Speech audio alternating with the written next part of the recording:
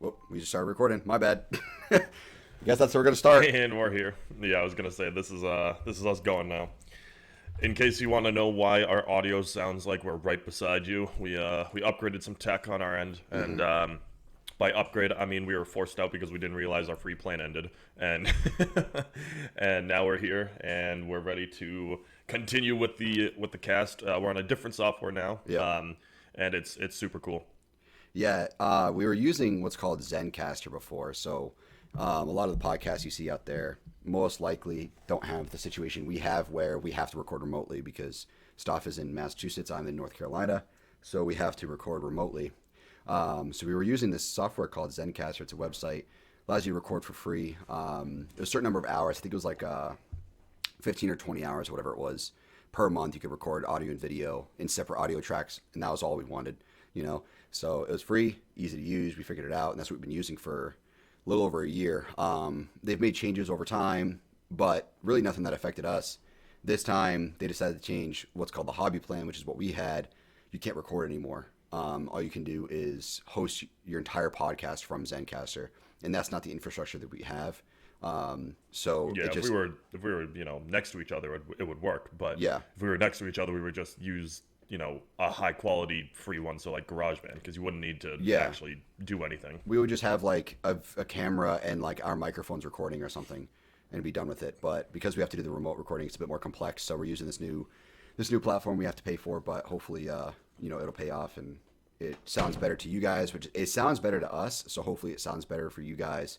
And hopefully we can keep video recordings, as far as the video side of things, more consistent with YouTube and stuff like that. For those that don't know, we do post to YouTube. We got to catch up on the recordings on there, but we do post to YouTube our full episodes with video included. So check out our YouTube. It's gonna be HGH Podcast, just like our actual podcast is. So check that out.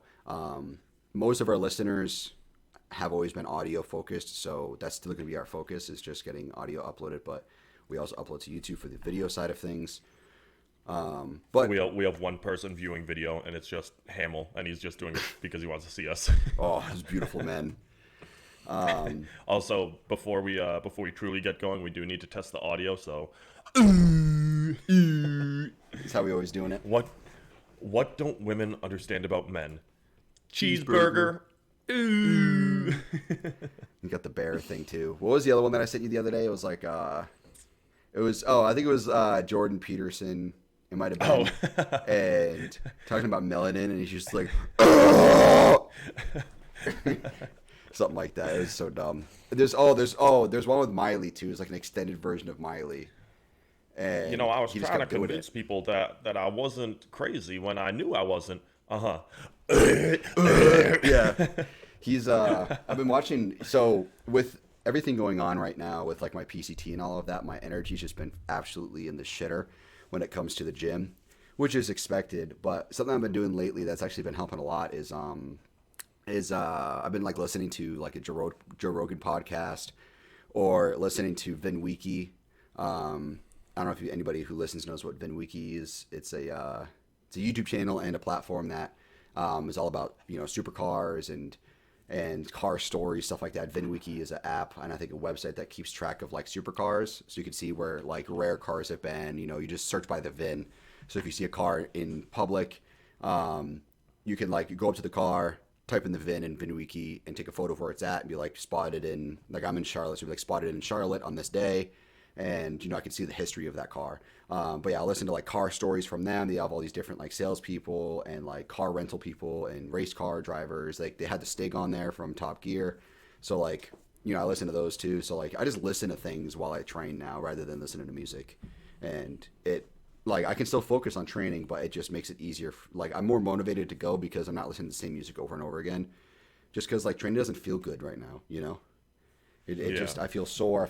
I'm exhausted. I have no energy in the gym. I'm not making any gains right now.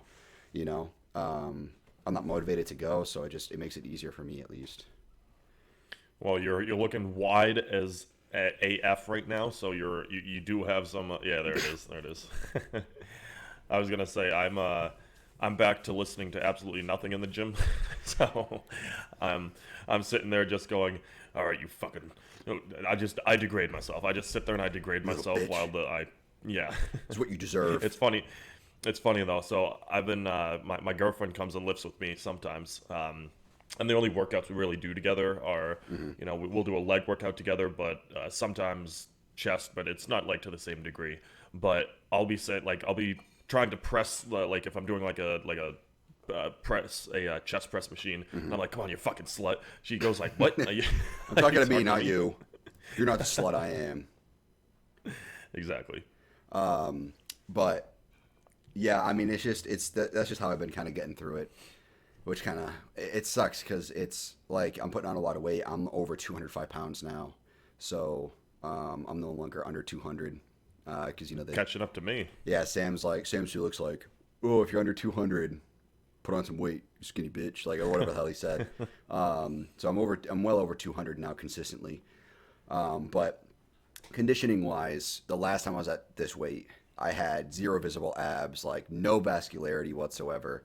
Like it's now versus the last time I was 205 is a pretty big difference, which I'm pretty happy about.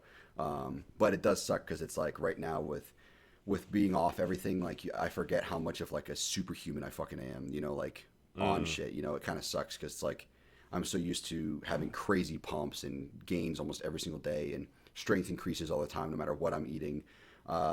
You know, enjoying the gym where it makes me actually feel good, like the endorphins are through the roof.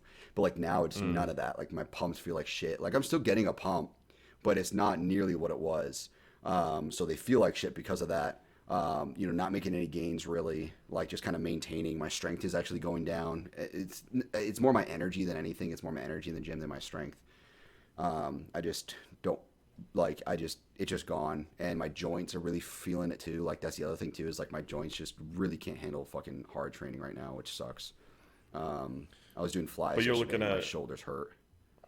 Oh, Yeah. Well, was that just because you pulled the range of motion too far back? No, I was doing the same thing I've always done. It's just, granted, the flies were towards the end of my chest day, which, you know, there are bicep movements too. So like, I'm not like upset. Like I got relatively strong joints for the most part. It's just like before my joints could handle everything for so long. You do got to be careful on anabolics when it comes to your joints because, you know, you could fuck up your joints because your strength in your muscles drastically increases over time. And sometimes, a lot of the time, you end up fucking up a joint because you're pushing too hard strength-wise, or like you're pushing your muscles too hard, but your joints can't handle it. Same with your ligaments. That's why you see so many tears in bodybuilding and in powerlifting and all of that, is because they're pushing the muscle, what it can handle, but not the tendon or the ligament or your joints. So you got to keep that in mind. But like right now, it's like I'm trying to keep almost everything in mind as usual, and my joints are still killing me. So it just, that sucks, man. It sucks bad. But your PCT is only what, a month? Isn't that what we Yeah. talked about? Right now, today I just hit the 2-week mark on it. So I got like one more pin of HMG, and then I think I have another bottle of HCG to go through. So like realistically, I got like another week and a half of like the HCG to HMG left, and that's really like the bulk of my PCT, no pun intended. So with everything that's going on, I think probably like the end of next week, so like probably another 2 weeks roughly is what we're looking at. So probably about 4 weeks total. I did just get, so I started the raloxifene and I'm on day 10. Yes, well, Friday was day 10, and it really actually has helped my gyno quite a bit. Over the counter, you know, supplement raloxifene that has helped a bit. Tastes like shit, just like any other oral liquid, but that has helped. It's still there a bit, but I think now that we know that taking Clomid and raloxifene, we now know that whatever is causing my gyno currently is probably because of prolactin. So soon, probably like beginning of December, we'll get some blood work done, see where everything's at, and kind of address anything from there. And then probably like a couple, like 2 to 3 weeks probably from there is my guess, and then we'll probably hop back on everything potentially. It's the problem right now is just, it's like I want to wait basically until we're pregnant in a way, and then start pushing it from there.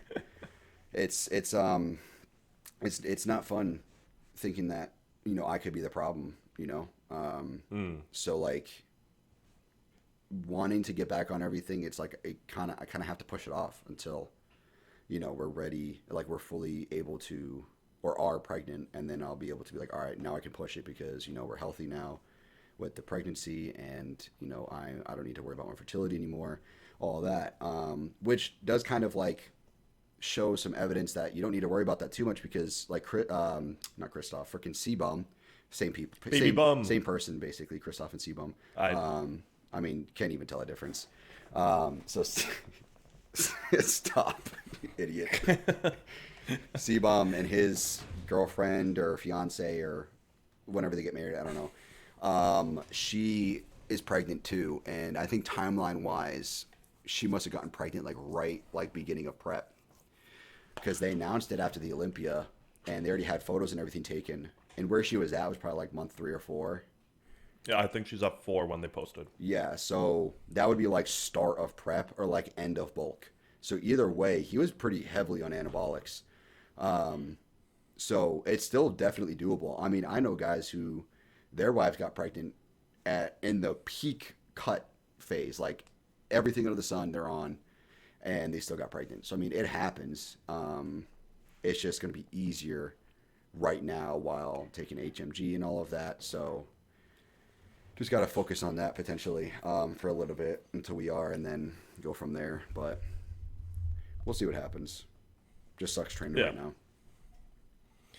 Well, I'll be joining you in misery next week. Next week is going to be, not like this coming week, but the week following. Yeah. Is going to be my, obviously it's not at all the same PCT or to the same degree that yours is, but it's going to be my hop off from the cycle that I ran. Mm-hmm. So we'll see how that goes for me. I'm not really feeling any, when your test drops, you can feel it. When, I'm not having any cloudy days mentally. So I'm not really feeling any of the side effects. Obviously the SARMs are far less, not even research, but just like anecdotally, there's way less data for SARMs. So it's not like there's a clear expectation of what to expect. Like, for example, like if you blast trend, we kind of know that you're going to go get a little paranoid, but with SARMs, not really much data to go off of. So we're just we've been researching. I'm a researcher. A Googler, a professional Googler. WebMD advocate. Yeah. Everything aficionado. says you're gonna die. That's the gist of what you've read. I'm gonna die. Yes. The timeline is 3 minutes. Ooh. But yeah, I mean, it's when it comes to like the side effects of things, you don't really, the only one for me that was like right away or like almost night and day difference was my gyno, and it was a bit of a buildup, but it wasn't like everything else where it's like you can't really tell. It's like, so like low, if you're low test or anything like that or something like that, if everything's shut down, you don't really feel it until you have to really think about it, and it takes time, so like being on Clomid and Raloxifene, it's not like right away I felt my estrogen was in the shitter, but it was like I started gradually noticing it. So like that's kind of why my pumps are kind of shit right now, because my estrogen is in the shitter for a reason. It's all for a reason. It is like, libido is still pretty high, all of that, but it's subtle things that you start noticing. It's like DHTs. Like I didn't, like when I was prepping and we were on Masteron, I didn't notice it right away, but like my hair was like basically falling out. And then all of a sudden, like a month in, I'm like, fuck, my hair is thin, Yeah. It's shit like that. You don't realize it until it's like pretty prominent. That's why when you were, when you hopped on what you hopped on, I was like telling you the side effects you could face. And like I was saying, it's not something you're going to feel right away. It's not night and day. It's not like a flip of a switch. You're fine 1 minute, the next you're not. It's like gradual. It's like after a week, you'd be like, you know what? Actually, now I think about it, I have been kind of like this lately. That's kind of what ends up happening. Same with with anabolics, like you're saying, the side effect profile is way more well known. So like you kind of know what you're getting into right away, but everybody experiences everything differently. And with different anabolics, you're like, okay, yeah, I have been kind of feeling this way. So like with Trend, for instance, I wasn't really like paranoid or angry or anything like that. It was more like, I guess I was like a little more emotional in my head. Like things bothered me way more, and like certain things I built a lot more resentment for that had no reason to build resentment. Like it was just driving me, shit was just driving me nuts for no reason. I was just really irritable, but I wasn't like angry. You know, I knew that this wasn't like something to get angry about. It was just like shit was just kind of bothering me. That's all it really was. Yeah. So yeah, that's the kind of stuff that you'll notice is like, all right, now that I see that this is a potential side effect, I have been kind of feeling that way actually. But there is some placebo. You know, there is some placebo with side effects. But everybody experiences things differently. You know, I was talking with one of my buddies, and he said with Clomid and Relaxafine, he's like, keep an eye on ED, erectile dysfunction. He's like, because if your estrogen's in the shitter, it's very possible it's going to be very hard to get hard. And Yeah. I haven't experienced that, thankfully, but, you know, everybody experiences things differently. I know plenty of guys, I don't know, but I've read in forums plenty of guys talking about how, like, when they hopped on certain SARMs, their hair literally just fell the fuck out. Like it was just gone, you know. So it just everybody experiences things differently. So you got to be careful, and you got to know the risks going into it. Yeah, and that's also why, you know, stuff like what we do, being super transparent about everything, just helps add to like the data and the understanding. Like, I think I've been super open in regard to what I'm taking, like around my friends and whatnot, just to let them know like this is, you know, it obviously research purposes and not for human consumption. I'm not actually taking anything, you know, the whole spiel. Right. But when I'm talking to, like, you know, last night I had all the people over for a little housewarming thing, and I just based on the timing, you know, everyone was there when or most of the people were there when it was time for me to take my stuff, because I take both of my compounds right at like the 7 p.m. to 8 p.m. window, because generally that's when I was lifting, so that's when I was taking it. And so I just took all my stuff over to the table. I literally, you know, pulled it down, and one of the people that was there, I offered it to her, and she didn't look up because she was looking at like her computer, and she was like, "Oh, haha, whatever." And I was like, "No, I'm serious." Like just showing it, and just having that transparency is really beneficial, because, you know, if, you know, a week goes by, 2 weeks go by, and I do reflect and I notice, hey, maybe this was something I was going through, then we can just add that to the anecdotal data. And I mean, I'm realizing it too. It's the same way with you. You know how you feel just so much better when you're on a cycle, and when you're off, you're immediately thinking about your next cycle. Yeah, pretty much. I'm already thinking about the next one, and I'm not even done with this one. Yeah. So I mean, that's how it goes. That's why it's addicting. Is like I tell people, it's not that like when you're on it, you don't. I mean, there's like when you're on it, you just kind of feel normal. Like it just is like how this is just how I feel. You know, it's just like when you're on cycle, even on like crazy shit. It's not like you realize you feel like a fucking gorilla. You know, it's not. You just feel normal. It's just how I feel. You know, and especially when I was doing a bulk from January to April, and then I did my prep from like May to August basically, and then I was on my rebound from August until just about 2 weeks ago. So like basically for about 10 months straight, 11 months straight, my testosterone was pretty high. You know, it was very high. It was literally off the charts. Like there were some tests that could not even read my test. So I just got so used to it. I was just like, yeah, it's just how it is. This is just how I feel. You know, it's just how it is. And then now that I'm off it, it's like, fuck, dude, I really took that for granted. You know, it's because you get used to it, and coming off it is what makes people addicted to things. It's not like to these things specifically. It's not being on it and then coming off it. You don't get like withdrawals. Like, yeah, your hormones are all fucked up, whatever, but like you don't have like physical withdrawals like you do from like hard drugs where you're fucked up for 3-4 days. You come off it and you're just like, wow, I feel like shit. Like it's like exactly what I'm going through. It's just like, wow, but I don't feel like shit. I feel normal. This is how I'm supposed to feel. This is what it's like to be natural. Yeah. You know, not natural, but like, you know, have my hormones back in a natural levels. So that's when people get addicted to shit. Is they're like, wow, I don't want to feel like this anymore. So they hop back on stuff, and you end up taking it long term, and you end up fucking your whole system up. And that's how you die. You build plaque in your heart because you take anabolics for years at a time. And then on top of that too, something that nobody fucking talks about is how oral, specifically oral DHT derivatives. Liver. Well, yeah, your liver, of course, but oral DHT derivatives actually do have a dopamine. It's a long word. Dopaminogenic or whatever. It adds dopamine. Trigger. Yeah, I was gonna say it gives. Short answer, gives you dopamine. Yeah, oral DHT derivatives literally give you dopamine to your brain, right? So when I was taking Innovar at one point, it's almost like what my Adderall does to me now, where I just like enjoy life a bit more and I can focus on things a bit more. It's not quite to the same extent, but it was a hint of it, right? So when I came off Innovar, I was like, wow, I'm fucking depressed. Like, this sucks.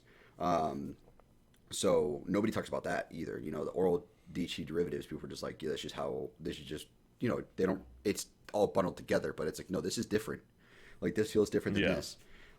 Same with like Trent. It's like, you don't realize, you know, obviously it wasn't in Arnold's day, but when Arnold says like, you know, he preferred almost training over coming, or like compared it to that, it's like when you take Trent, it's like, fuck, he really actually kind of nailed it on the head. Like, it was like, when I taken Trent first week, like probably like a couple days after my first pin, I trained and I was like, fuck, this feels like sex. Like, this is so fucking good. That's like Larry Wheels made a discussion about that, and he talked about when he went for his deadlift PR when he did 930 or something like that. He talked about how the day before he was not on trend, and he PR'd at like 850 or something like that. Took trend for a day or two, went back and did his 930 PR deadlift. Like, and he was talking about like it's night and day with that one in regard to like your strength output. But obviously that one's not like a sustainable long-term one. And that's kind of like where my side of things is like, yeah, I'm already looking forward to and planning the next cycle, but it's only because I have a timetable and a date in mind for my first show. If I was just casually, like, Paul and I talk about this all the time. If you're not planning to compete or do anything with it, you should not touch anything. Yeah, of course. You shouldn't touch anything anyways, but if you do, it's only because you have a very specific goal, and it's like, all right, you're like, right now I'm planning not this coming summer, but the following summer, so a year and a half to really size up and then cut down and do a show then. And because I just want to do one show. If I do one show, I'll be happy. Like, if it goes well, sure, I'll keep trying. But just to have the experience, I want to do one. And I don't want to look, you know, bad up there, so I'm going to take the time that it takes to actually get myself to the point of being able to step on stage. Yeah. It's like, Paul and I talked about it too, like the dudes that show up to shows that, unless it's a prank with the boys, but if you show up and are like actually think like you actually sign up and everything and you don't bring a good package, it's almost like it's defeating, because it's like, why are you here? All these guys spent all this time to get to this point, and then you are just derping around here. So, you know, I'm gonna take the time, and after that show, then I'll readdress everything. But that's why, you know, making sure not to get to that addicted side of things, because if I didn't have a show in mind, I wouldn't continue doing this, because otherwise that's when people start to be like getting super addicted onto it. Yeah, I mean, most guys who take anabolics don't even really compete, which is kind of stupid to me. It's like, if you don't have that goal in mind, there's no really real point in putting your body in jeopardy for that reason. But yeah, I mean, when it came to like Larry Wheels' trend use, he probably used it way more than I did. I was at about 150 megs, which is like basically bottom level. Like, this, like the lowest you should really ever take trend. Anything below that's like no really in any point of taking it. He's probably like 400 megs plus, which is what a lot of bodybuilders end up doing during cuts, is like a really high amount. So I can only imagine how the fuck he felt too. So like, when I was talking about like the way trend made me feel, you got to take into account that like it was a very low dose in comparison to what other people talk about. So when he took it and went and hit it a few days after he took it, it was probably a shit ton. And even just on 150 megs in 1 week, I still felt insane differences. My strength was skyrocketing, even in prep. You know, low calories, I was still skyrocketing my strength overall. My workouts just felt so good. Like, the endorphins were just insane. Like, I almost felt high while training. It was insane. There was nothing I wanted to do but train when I was on trend. Like, that's all I wanted to do. So like, taking a lot more would only amplify all of that. Same with amplifying all the side effects too. How you're feeling, the emotional side of things, all that. It'll amplify everything on that end too. So there's a give and take with all of it, and obviously, like, we would love to be able to do all of this stuff in a healthy way. But again, a lot of it does get a bad rap because of people who abuse it. You know, it's just like any drug. You know, Adderall is something that I take. I use it. I don't abuse it at all. There's no abuse with Adderall for me, but you can absolutely abuse Adderall 100%. And that's why that's the college success one right there. Like so many college students do it, and during like final season and stuff like that. And they take a lot too. Like they'll take like 40-50 milligram pills. I take 10 milligram pills. Yeah, because yours is prescribed for focus reasons. Yeah, it's like, for focus and my dopamine, my baseline dopamine. Yeah. So, and really the reason it became a controlled substance in the first place is because women were using it as a weight loss pill, a weight loss supplement, because it really actually does curb your hunger like a motherfucker. When I was in prep, we pulled Adderall for multiple reasons. You hold on to fat, stuff like that. I think it's part of the reason why I'm putting on a lot more fat and water right now is because of my Adderall use. But it also really curbs your hunger like crazy. When I was in prep, sometimes when I was using it, I would try to plan my Adderall use around like my food intake so that I wasn't so hungry. So like I would try to eat it or take it like right after a meal, so that way I wasn't hungry in an hour or two. I was more hungry when I was actually supposed to eat. Where women, specifically women back in like, I think it was like the 60s and 70s, I think, were taking it to lose weight because they just were never hungry. So you just keep taking it, you're never hungry, and you're basically starving yourself without feeling it, and you end up losing all this weight, and people got hurt from that. So you got to be careful with stuff like that. There are so many drugs out there you could easily abuse without realizing it. There's also Suboxone too. Suboxone's a huge one because that's like a anti-addiction, in theory, anti-addiction. When you're going through withdrawals or anything like that, you hop on Suboxone, and it's great in moderation. But most people are coming off of an addiction. You like go on that and immediately get addicted to that, and that is a terrifying one. Yeah, Suboxone's really bad. For exactly what you were saying, Stoph, it's easy to get addicted to it, and it's almost always used by people with addiction problems. And it's the most prescribed thing in people coming off of an addiction. Yeah. Like when you check into a facility and say, I'm experiencing alcohol withdrawals, I'm experiencing, anything drug related withdrawals, Suboxone is literally the first choice that they do. Yeah. And something that plays into it too is addiction and abuse oftentimes is almost like weaved into you genetically. People don't want to talk about that. People want to, it is like, taking things or ingesting things is, yes, it is a choice, but also the way your brain makes that choice will vary from person to person. And if you're genetically predisposed to an addictive personality, an addictive brain, it's harder to say no to things like drugs. And so, like, that's why, for me personally, I never say, like, I disagree that addiction is a disease, because a disease is something that you catch. It's something that you have no choice. Like a cold is essentially a disease, or like an illness. Illness and disease sometimes go hand in hand. I wouldn't say it's a disease, but I do say it's a problem that a lot of people can't control. So we need to approach it. I phrase it as a disease because it's you take it, if you take it at an objective standpoint where something is harming your body, it is something that your body cannot or will struggle to naturally defeat. So you have to utilize external resources to, like, for example, you get a really bad cold, you get prescribed like an IV drip or something to help get your fluids back on track.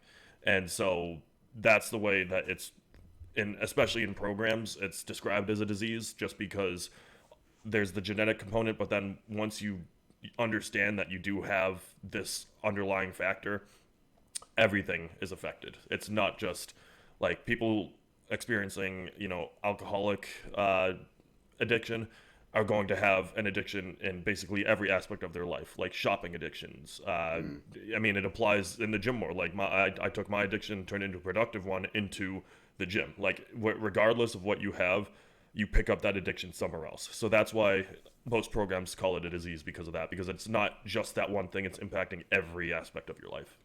Yeah, I can understand where that comes from. I think when it comes to addiction, theoretically the solution is to just stop taking or ingesting whatever which is really what at the end of the day you do. There are tools to help you, but at the end of the day, what needs to happen is your body needs to stop ingesting whatever it's ingesting.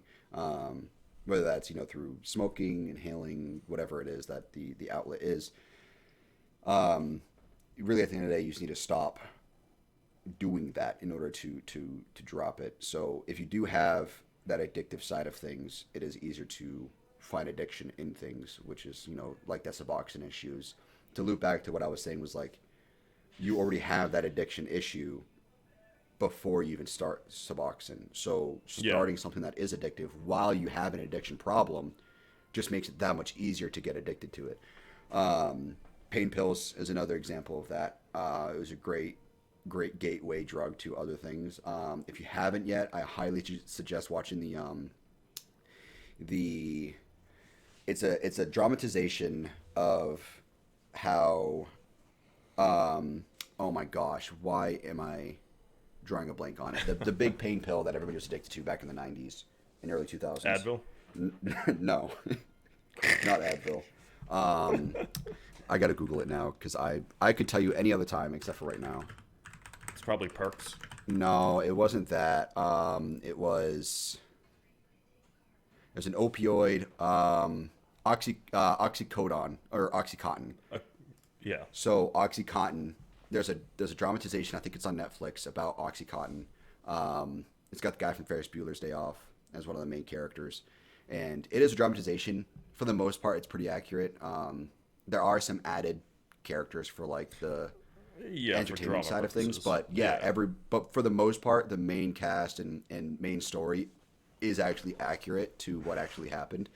And that was the problem with OxyContin. There's a lot more to it than just simply getting addicted to it, but like pharmacies and doctors were incentivized to push heavier dosages on their patients, and keeping them on it even when, theoretically the pain should be gone from something. So like that was one of, not the first, but it was a epidemic when it came to addiction. And because of things like OxyContin, people branch into other things. They start justifying other usage of things like, heroin or coke or crack or whatever it is. Like crack is one of those ones from the 80s. If you've ever watched the show Snowfall, it's a good example of how crack came about. Skyfall? Yeah, Skyfall, James Bond. Snowfall was a really good dramatization of the CIA and how crack became an epidemic, especially like in LA, in lower income, unfortunately, black communities, especially around the LA, San Diego area. So it's a dramatization of all of that. Really interesting show. And really where crack came about was cocaine was one of the main drugs at the time, especially because of like, El Chapo, I think, was involved, but who's the other big one from Venezuela? Fucking Medellin. What's his name? Pablo Escobar. So Pablo Escobar, from the 80s, 70s into the 80s, and so on and so forth. So like cocaine was an issue, but crack was derived from cocaine, I believe, through a certain process of cooking it. So crack was a much cheaper version of cocaine. So people were starting to resort to crack, and then crack is also much, much more addictive than cocaine is. Cocaine's very addictive, but crack is very, very, very addictive, and you have very, very bad withdrawals from it, and it was literally ruining lives left and right. So, and that's what's going on nowadays with pain pills being cut with fentanyl. Yeah, fentanyl is an issue. It adds so much addictive properties to it, but then it's extremely dangerous. Oh, it's so dangerous. Like it's like more than like a grain of that shit will kill you. It's insane how easy it is to die from it. And you can't tell. Yeah, you have no idea. You can't tell. That's why it's so dangerous. With some other products, you can tell based on like how it's cut or like the coloring or something like that. But fentanyl, nothing. Yeah, it doesn't. You can't tell. It's a little white powder, typically, and people will lace it on other things to get addicted to it or to make their customers theoretically addicted to it and shit. So it's pretty wild. And anabolics is not necessarily unlike all of that. There are addictive properties to certain things. Like I said, it's not like you're addicted while you're on it. It's more so how you feel when you're off it. So it does. Well, I would say there's addictive properties depending on like if it's a oral piece, if it what the base is. If it's an oil base, you're fine, but if it's an alcohol base, then you have the immediate addictive trigger right there. I mean, the suspension can theoretically play a role, but the actual supplements themselves, you don't get high from any of it. So like that's really where like the addiction doesn't come into play. You don't get high from it. It's not like you feel it right away. It's a gradual thing that takes time. And then coming off it, you just go back to normal, and that's when you feel like shit, and that's when you go, I want to get back on, blah, blah, blah. So then you get into like the whole, there are companies and people out there that sell bad shit that will mess you up. They it's not 100% true to quality. There are sources and resources out there to get these things tested.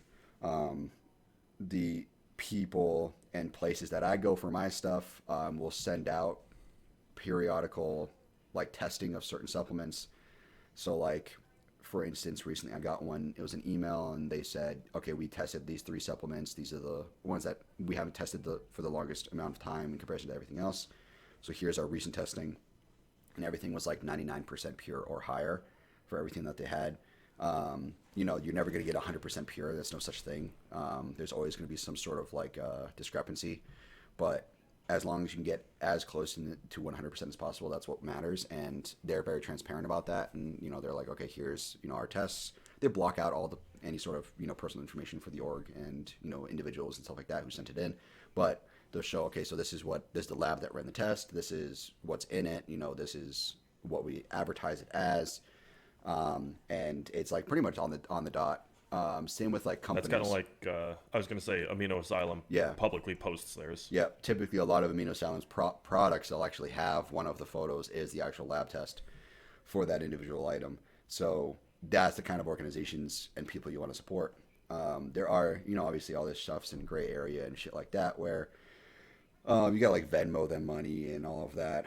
That's how Amino Asylum works. You have to Venmo them. They don't accept Zelle anymore, which is interesting. They do Venmo or Cash App now. So you... Which means they're another step closer to getting shut down. Yeah, basically.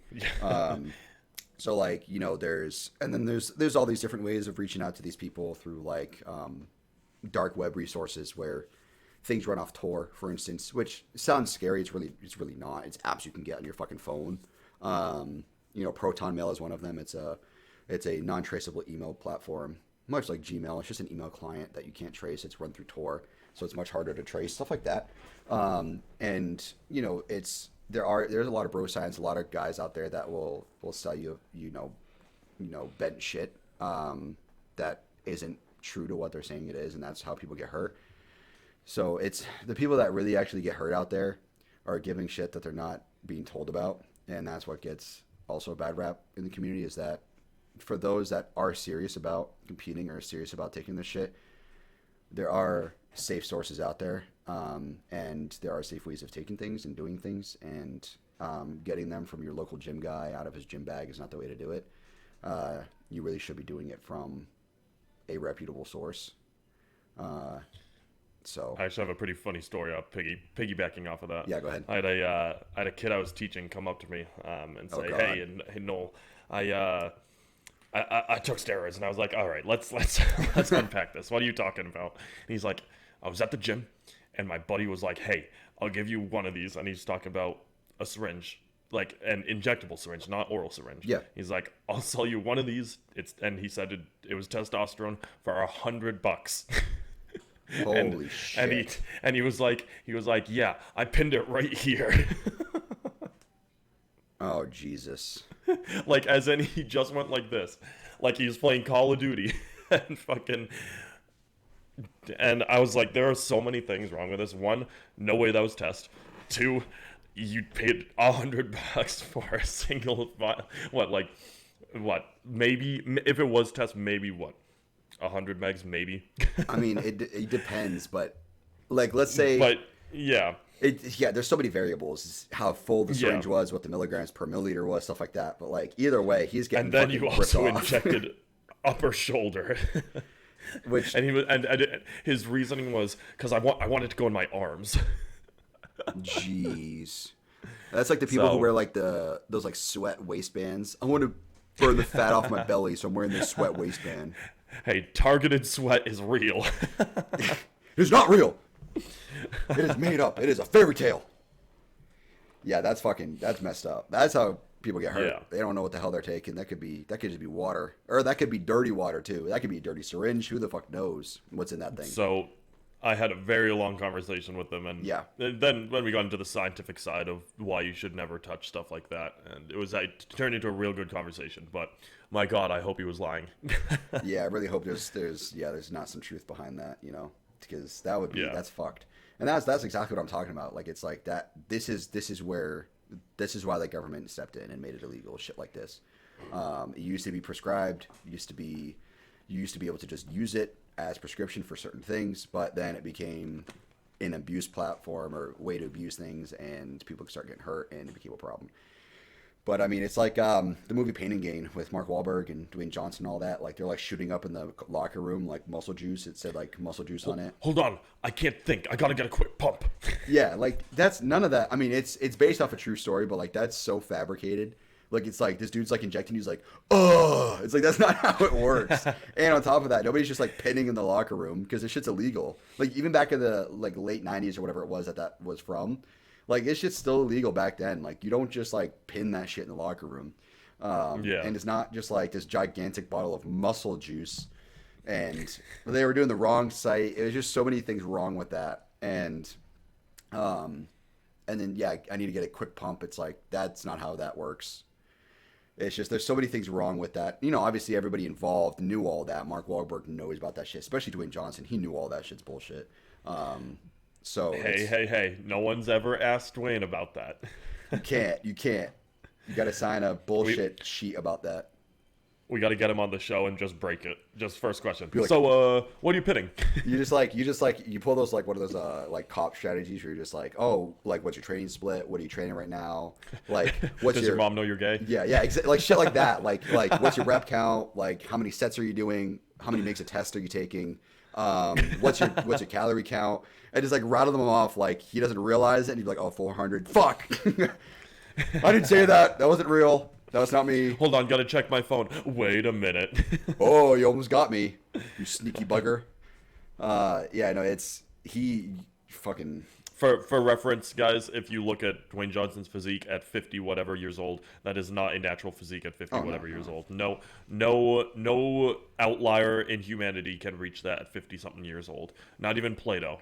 And I'm going off the meme you sent me, where there's a thing Paul sent me earlier in the week where apparently, according to some historical texts, Plato, like the old Greek philosopher, would end arguments by just flexing. Yeah, I forget what that was talking about. I forget, but yeah, something like that. It was like Plato, your argument makes no sense. Yeah, it just says. Yeah, they said something about that. It was like flexing, or it's like he would do something. I forget what it was. He'd pose or whatever the hell it was, just to mess with them. So I sent that to him. It's just like, what a fucking G, what an absolute Chad, just flexing on him. Yeah, no, Dwayne Johnson's not at all. There is what I was referencing to was Dwayne Johnson, before like interviews and shit, he actually has his lawyers and all that have people sign a paper basically saying like, these are the topics you're not going to bring up during the interview, and supposedly, and there's like serious legal repercussions if you break that. So I guess supposedly you can't, like, people have come out and said like what that sheet says. So I guess there's no like NDA regarding what that sheet says, because then they wouldn't be able to come out and say it. But people have said that like, yeah, I signed something that said I can't bring up steroids at all. Like, even if they didn't plan on it, you still have to get that signed to be like, yeah, this, I will not ask about this. But unfortunately, just having that record of the document doesn't actually prove anything. Mm-hmm. It's because, it could be just like a overarching thing that, like, for example, if there was some natural dude who's just been asked so many times throughout his life and he's just sick and tired of it. So it doesn't actually prove anything, but us who are well understanding what a natural body looks like can pretty easily be like, that's something's not right there. Yeah, exactly. So there's plenty of people talking, this is what he could be taking, shit like that. But yeah, I understand why he doesn't want to talk about it. We've talked about that before too, like his brand and all of that. It's just, as an influencer, you got to take all of it with a grain of salt, just because he's not natural at all. So that's also why we're transparent about shit, is because why not? You know, I mean, it's, if you start transparent from the beginning, people are going to show you a lot more respect. And like, that's why I like Rich Piana was so respected too. Even when he said the N-word in that one video. That was so funny. I forget that he said that. Somebody was like, tell Eubanks to say this and see what happens. But, yeah. Well, Eubanks isn't even transparent. No. There's a video that came out, I don't know, it must have been, at this point, it must have been close to 5-6 months ago, but he's breaking down his lab result, and he's like, and he's, you know, my natural lab result, and he's like, yeah, my test is pretty high. It's like 800-900, something like that. And that's high for like pitting standards, not even natural standards. Depends on what you're talking about. If you're talking about total test, that's in the normal range. 800 to 900 nanograms is normal. Me naturally, I was just under 600. But if you're talking free test, fuck no, absolutely not. My free test. That's my point. Yeah, my free test at like my max, one of my max amounts of test. My free test was around, I want to say it was around 700 nanograms, which is a fucking shit ton. So your free test supposedly is actually what translates into muscle gains. So your free test, the higher that is, the more progress you're going to make, shit like that, right? So when you're getting your blood test done, your free test is kind of what you want to look at in a way. I mean, you want to look at your total test too. But when people say, oh, what's your free test at, stuff like that, that's the reason why, is because that's kind of what translates into gains. So if he was saying it was normal to have free tests at that level, there's no fucking way. He'd have to be on a shit ton of tests in order to get his free test up that high. I'd have to look into that video. I haven't seen that yet, but total Coach test. Greg breaks it down. Yeah, I got to look that up. Total test, I could see that being normal. I know I've heard stories of guys being natural, being at like 1,200 nanograms, which is outside the healthy range. And that's why these guys make so many gains naturally, is because their testosterone is just so high naturally. That's more than double what my natural test was. So it makes sense why those guys can make gains. But free test, no way. There's just no way. So I'd have to look into something like that and see what Greg was talking about regarding that. There was one video recently Greg posted, and it was just like, what did he post? I got to look it up. I didn't watch it because I'm like, I can't take this seriously. There's no way. Oh, he was talking about the body. It was 5 years old. He was talking about body positivity versus fitness influencer Jubilee video. It was 5 years old though, so I did watch it earlier. It was fucking heavily skewed, but I can't take Greg Doucette very serious anymore. He kind of went in the direction of like clickbaity, controversial kind of shit, rather than what he used to be, which is more informational. So my thing is, like, I was so opposed to his voice early on, but now it's grown on me, and it's not that I don't think it's ridiculous, it's that I just don't mind it anymore. Yeah. So that's fair. That's not his actual voice either. Like he purposely does that, because there's videos where he'll be like in public talking to people and he'll have a normal ass like deep voice. Like it's just, he has a normal voice. It's just in the videos he doesn't have that voice. I do miss how much, I gotta look it up here. Come on. How much More Plates More Dates used to post. He doesn't post much anymore. And when he does, it's usually like full episodes of podcasts and shit that he's on. I miss the hell out of More Plates More Dates. Let me look it up. Wait, where are we at? More Plates More Dates. I haven't checked in a while, but like he posted 13 days ago a clip from a podcast, 2 weeks ago a full podcast, and then he posted a month ago talking about minoxidil hair growth results, where he actually was using this like super thin needle kind of thing, but like he posts like once a month at this point, outside of like podcasts that he's on, which I understand he's got other business shit going on, but I miss how much he used to post like once a week or once every couple of weeks. But like he's posted in the past 4 months, he's posted 8 videos, and 3 of them, so 2 of them were from one podcast, and 3 of the videos were from one video. So okay, 3 videos were from podcasts, and 3 videos were like time sensitive information. One of them was Joe Aesthetics passing away. Another one was C-Bum talking about how he'll never take Tren. And another one was Logan Paul calling out Derek. It was like almost a 3-hour video. Like those 3 are pretty time sensitive. And then 3 others were actually podcasts that he was on. So 6 of those videos weren't like planned content, you know? Yeah. So like really out of the past 4 months, he's had 2 videos where he posted just what he used to post. So, you know, kind of just talking about certain things. And I kind of miss that.